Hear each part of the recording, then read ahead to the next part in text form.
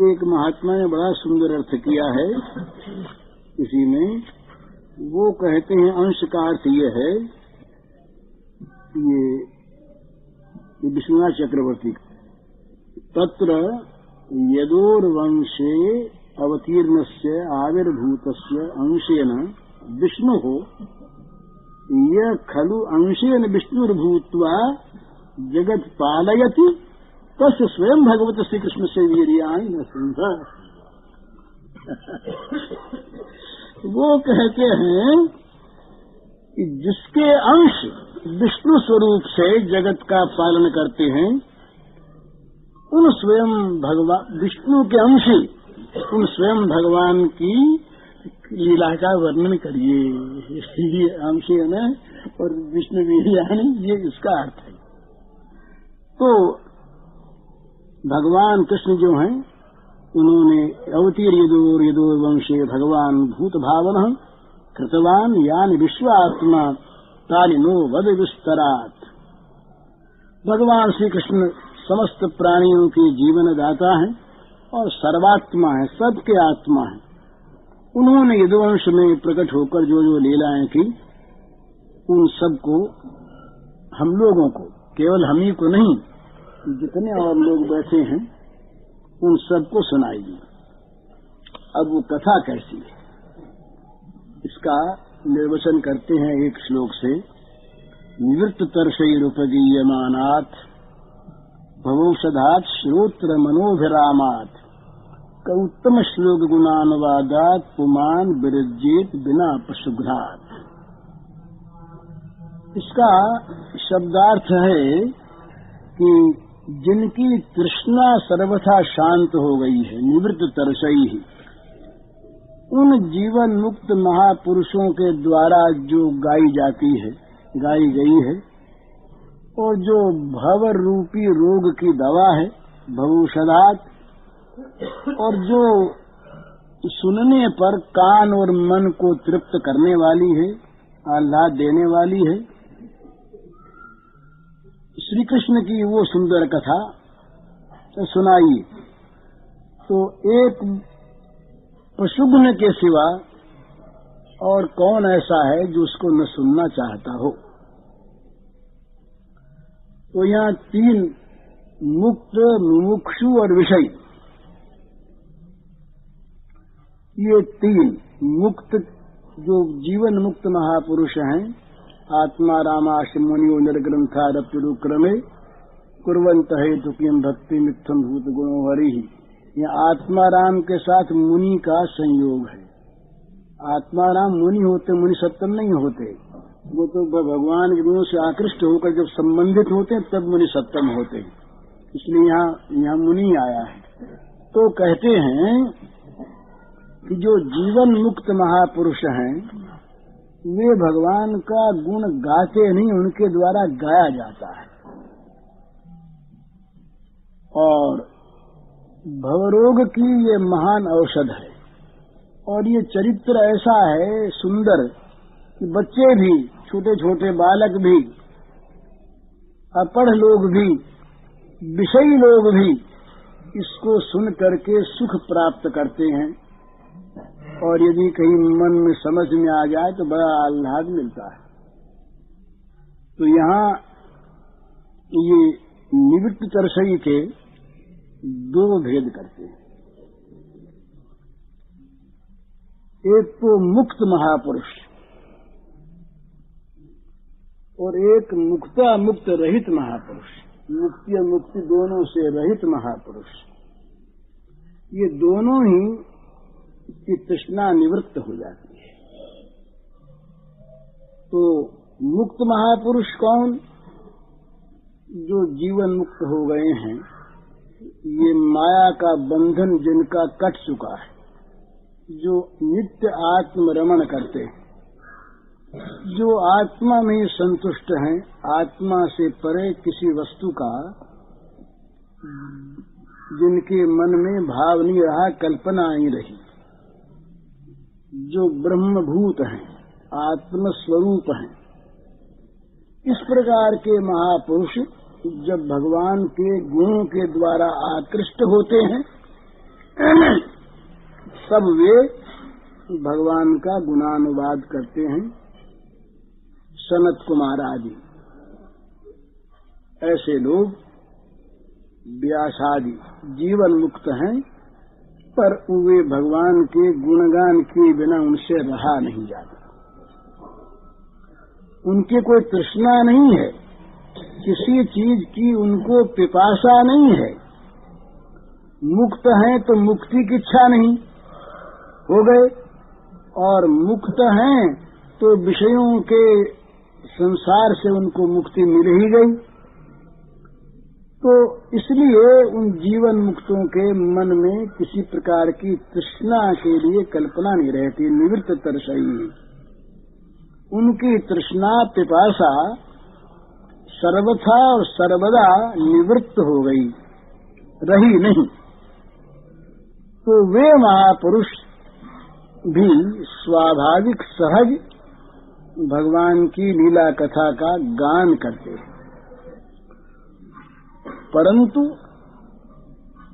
वे महापुरुष जो ब्रह्म के साथ संयुक्त हैं, एकात्मता को प्राप्त हो गए हैं, वे गुणानुवाद करते हैं स्वाभाविक सहज। गुणानुवाद में अनुरक्ति नहीं है उनकी, गुणानुवाद में उनकी अनुरक्ति नहीं है। लेकिन जो केवल रहना चाहते हैं गुणानुवाद के लिए ही, ये एक भेद किया है कि कपिल देव जी ने कहा सालोक साष्ट सामीप्य सारूप्यकतमत्युत दीयमानम न गृह्णन्ति विना मत सेवनम जनाः। 5 प्रकार की मुक्ति बताई। सालोक, भगवान के समान ऐश्वर्यपूर्ण लोक की प्राप्ति हो जाए, भगवान के समान ऐश्वर्य प्राप्त हो जाए साष्ट, भगवान के समीप रहने का अवसर मिल जाए निरंतर सामीप्य, भगवान का सा रूप प्राप्त हो जाए, चतुर्भुज रूप है भगवान का, और भगवान के साथ मिल जाए, एकत्व हो जाए। ये 5 प्रकार की मुक्तियां भी दी जाने पर भी सेवा को छोड़कर वे स्वीकार नहीं करते। तो वे कौन है? वे अमुक्त हैं, वे अज्ञानी हैं, वे बंधन में हैं। तो कहा ये कैसे कहा जाए? जो बंधन में हैं, जो अज्ञानी हैं, उनको मुक्ति देने का प्रश्न क्या है? 2 ही हो सकते हैं। एक तो जो मुक्ति चाहते नहीं, माने जो विषय चाहते हैं, जो घोर संसार में सर्वथा पड़े हुए हैं, वे लोग मुक्ति नहीं चाहते, पर उनको मुक्ति देने कौन आता है? ये तो मुक्ति के अधिकारी ही नहीं है। और यहाँ तो उनकी बात है कि जिनको मुक्ति दी जाती है ले लो। भगवान कहते हैं कि 5 प्रकार की ले लो, 5 में 1 प्रकार की ले लो, जैसी चाहिए वैसी ले लो। तो अधिकारी तो हैं, अधिकारी होकर ये मुक्ति का परित्याग करते हैं। तो परित्याग क्यों करते हैं? परित्याग क्यों करते हैं? ये कौन है? तो अमुक्त तो है नहीं।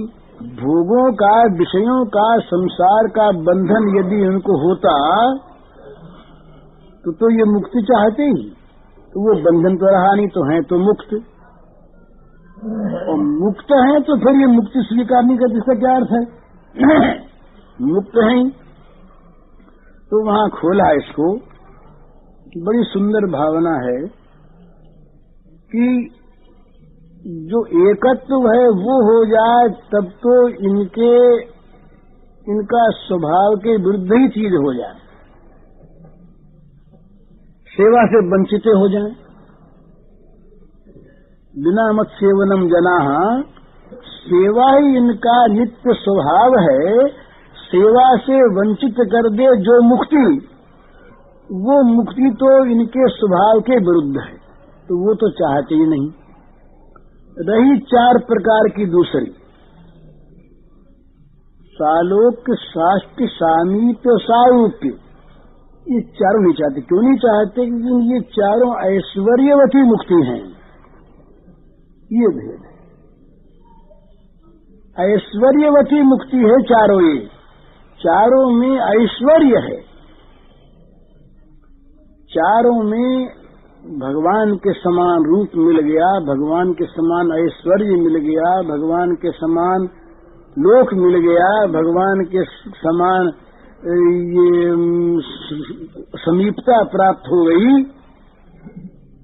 तो भगवान के ऐश्वर्य को प्राप्त करना नहीं चाहते। तो वो कौन है? वो है भजनानंदी प्रेमी भक्त। तो वे इस दृष्टि से तो मुक्त नहीं हैं, और उस दृष्टि से उनको मुक्ति की चाह नहीं है। तो वे मुक्त भी नहीं है, अमुक्त भी नहीं है। मुक्त भी है, अमुक्त भी है, पर निवृत्त तरसई हैं। उनकी भोग तृष्णा और मोक्ष तृष्णा बिना भोग के और बिना मोक्ष के ही शांत हो चुकी, गोविंद के भजन को प्राप्त करके। तो उनके द्वारा जो उपगीयमान है वो ठीक उपगीयमान है, ये अर्थ करते हैं, ये भेद करते हैं। चौथा कि ये उनके द्वारा उपगीयमान है जो भजनानंदी प्रेमी भक्त हैं। इसीलिए यहाँ पर मुक्त शब्द नहीं आया है। मुक्त शब्द तो ये भाष्यकारों ने, टीकाकारों ने दिया निवृत्त तर्षा के अर्थ बताते हुए। तो जिनको मुक्ति की भी तृष्णा नहीं और जिनको भोग की भी तृष्णा नहीं, जो मुक्ति दी जाने पर भी स्वीकार नहीं करते और भोग तो जिनके जीवन में भोग रूप में रहे ही नहीं, ऐसे जो महापुरुष हैं उनके द्वारा गीयमान नहीं, उपगीयमान है। और भी श्रेष्ठत्व है, उनको एक एक शब्द में रस आता है। एक एक शब्द जो भगवान की लीला का उनके मन में आता है, उनकी वाणी में आता है, वो इतना रस वर्षाता है कि अन्य किसी रस की पिपासा वहाँ पर आने की कल्पना नहीं होती। वो दिन रात रसोन्मत्त रस समुद्र में डूबे रहते। तो ऐसे लोगों के द्वारा ये चरित्र गान होता है। एक बात। दूसरी बात भवौषधात्, ये तो मुक्त और अमुक्तों के द्वारा जो भगवान की लीला का गान होता है, उनके लिए भी ये बड़ी सुंदर चीज, क्योंकि उनके पास और कोई चीज ही नहीं है सिवा, माने उन जीवन मुक्तों के पास भी भगवत गुणगान के सिवा और कोई चीज नहीं, जगत रहा नहीं। और जो भगवत प्रेमी भजनानंदी महात्मा, उनके लिए तो और कोई चीज है ही नहीं। तो ये अब भवौषधात्, भवौषधात् का अर्थ करते हैं कि ये संसार जिसमें बार बार जन्म मृत्यु होती है, इसके समान रोग कोई सा नहीं। जितने रोग हैं वे सब रोग शरीर के साथ मर जाते हैं। तो इस रोग को लिए हुए जन्म लेता है जी, और इस रोग को लिए हुए मर जाता है। ये सबसे बड़ा रोग है। तो सबसे बड़े रोग की कोई ऐसी दवा मिल जाए जो बहुत मीठी भी हो, बहुत मीठी। कहीं बड़ा भारी योग का वर्णन हो, कहीं बड़े भारी त्याग का वर्णन हो, कहीं कृष्ण चांद्रायण आदि व्रतों का वर्णन हो, तप का वर्णन हो, तो भाई ये दवा तो जरूर है पर मीठी नहीं है। सबका मन इनमें रमता नहीं इन दवाओं में। तो ऐसी कोई दवा हो जो अत्यंत मधुराति मधुर हो, बड़ी मीठी लगे और सारे रोग का समूल नाश कर दे। तो वो दवा है भगवत कथामृत, भगवान का लीलामृत, लीला सुधा। कि जब व्यास जी ने इसको रचा तो देवताओं ने कहा महाराज इसको तो हमें दे दो और बदले में हमारा अमृत ले लो। तो उन्होंने कहा तुम्हारा अमृत नहीं चाहिए हमको, तुम अपना अमृत ले जाओ।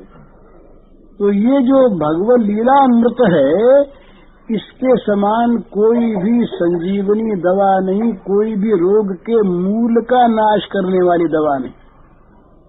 और दवाएं बड़ी अच्छी हैं, पर कोई कड़वी है, कोई बड़ी तीखी है, किसी के लेने में बड़ी दिक्कत होती है, सब लोग नहीं ले सकते। पर ये दवा ऐसी है बड़ी मधुरा की मधुर, कि सुनने में अच्छी मीठी, कहने में मीठी, चखने में मीठी, लेने में मीठी, और परिणाम तो अति मधुर है ही, क्योंकि ये मधुर श्री कृष्ण को प्राप्त कराने वाली है। कठोर भी होते श्री कृष्ण, कठोर श्री कृष्ण जो होते हैं वो कठोरों के काम के होते हैं। वहां धनुष बाण लिए हाथ में और चक्र लिए, चक्र वाले जो श्री कृष्ण हैं ये वृंदावन में नहीं आते। यहाँ तो मुरली मनोहर आते हैं, मयूर पंखधारी मुरली मनोहर श्री कृष्ण, नवनील नीरद वदन श्याम सुंदर मदन मोहन, ऐसे जो सुंदरात सुंदर भगवान हैं वे ब्रज में रहते हैं। चक्र वाले ब्रज में नहीं आते, गदा वाले ब्रज में नहीं आते। कभी भगवान के हाथ में गदा देखी तो बताइए ब्रज में किसी ने। एक दफे देखी सो गोपियां डर गई, एक दफे हाथ जोड़ दिए भगवान। एक बार निकुंज लीला की बात है, तो लीला ही तो कहीं छिप गए, जाकर छिप गए तो ये ढूंढने लगी। तो ढूंढती ढूंढती जा पहुंची वहां पर। जब समीप पहुंची तो देखा कि अब तो पकड़े गए ना। तो तत्काल चतुर्भुज विष्णु वर्ण रूप में प्रकट हो गई वहीं पर, शंख चक्र गदा पद्मधारी। तो ये पहुंची तो देखे तो विष्णु भगवान तो हाथ जोड़ दिए, डर करके बोले महाराज, मन में दो भाव आए कि कहीं ये श्राप और आपने दे दे, खींच न जाए। एक चक्कर कर लिया हाथ में चक्कर को देख के डर लगा, वहां तो चाहे से बोल देती। दूसरा भाव है कि नहीं दयालु भी है, इनसे पूछने कहाँ गया ये बता दे। व्यापक न रहे ठहरे विष्णु, विष्णु का अर्थ है व्यापक, जो सर्वत्र व्याप्त है, तो ये बता देंगे। तो वहां ब्रज में मधुर श्री कृष्ण की लीला होती। तो ये जो लीला कथा है श्री कृष्ण की ब्रज लीला, ये बड़ी मधुर है। तो इसलिए भवरोग नाशिनी होने के साथ साथ खाने में भी अच्छे लगे। बोले भाई किसी को बहुत अच्छी मीठी चीज बना बना के अपना खिलाता रहे कोई, और रोग नाश होता रहे अपने आप, बोलिए तो जरूर खाएंगे, फिर क्यों नहीं खाएंगे। पेट भी भरे और खाने में भी मीठी लगे और रोग रहे ही नहीं। तो जो मीठा कुपथ पैदा करे, जो मीठा रोग पैदा करे, वो तो कुपथ है। ये अंतर किया है विषय कथा में, ग्राम्य चर्चा में और भगवत चर्चा में। महात्माओं ने ये अंतर किया है कि ग्राम्य चर्चा, विषय वार्ता मीठी बहुत लगती है पर जहर है, और त्याग की ज्ञान की वार्ता अमृत है पर खारी लगती है। और भगवत लीला ये अमृत भी है और मीठी भी लगती है। ये तीन भेद माने हैं, विषय चर्चा, ज्ञान चर्चा और भगवत चर्चा। तो भगवान की जो लीला कथा, इसमें इस प्रकार का आकर्षण है कि जो अध्यात्म ज्ञान पर निष्ठ महात्मा लोग हैं वे भी इस चर्चा की तरफ खिंच आते। सुखदेव जी को लाने का यही उपाय, भाग गए, पता ही नहीं कहाँ गए, अब आवे ही नहीं, व्यास जी पीछे पीछे भटकते रहे पर ये तो आवे नहीं। तब व्यास जी ने युक्ति रखी, शिष्यों से कहा कि भागवत के दशम के श्लोक जाके सुनाओ। अजार वो क्या बर्रा आती है मटोर बपू करने करने करने करने कार में सुनाओ। ये जाके सुनाए। सुखदेव ने कहा ये कौन गाता है? पास आ गए, बोले क्या सुना है? फिर सुनाओ। फिर सुनाया। बोलिए कहाँ से आया? बोले ये तो आपके पिताजी के द्वारा से हैं। बोले उनका है? बिना बुलाए आ गए। बोले पिताजी हम सीखेंगे इसको। तो इस प्रकार से जो अत्यंत विरक्त हैं उनके मनों में भी रति पैदा कर दे, विरक्तों को अनुरक्त बना दे और सारे भवरोगों का नाश कर दे, अत्यंत मधुर वो है हरि कथा। और तीसरी बात भवषधा, तीसरी बात ये है श्रोत्र मनोभिरामात, कानों को और मन को दोनों को जो सुखी करे। सुनने में भी मन लगे। ये 2 दिन के बाद जब ये बाल लीला आएगी तभी इन लोगों का बड़ा मन लगेगा। बाल लीला मधुर तो सुनने में भी मन लगे, कान को भी अच्छे लगे और वो याद भी हो जाए। ज्ञान की बात याद नहीं रहती पर लीला की बात तो याद रहती। आज श्री कृष्ण ने यूँ किया, बच्चे सब बातें करते थे वहाँ पर, कन्हैया ने यूँ किया। ये चर्चा होती, घर जाते बोले आज जंगल में क्या हुआ? बोले आज तो ये खेल किए भैया, आज ऐसा ऐसा खेला वो कन्हैया। इसी प्रकार से बोले हमने उसको छकाया, वो उसने हमको छकाया। वो याद रहे सब बच्चों को, तब तो थोड़ी याद रहता है।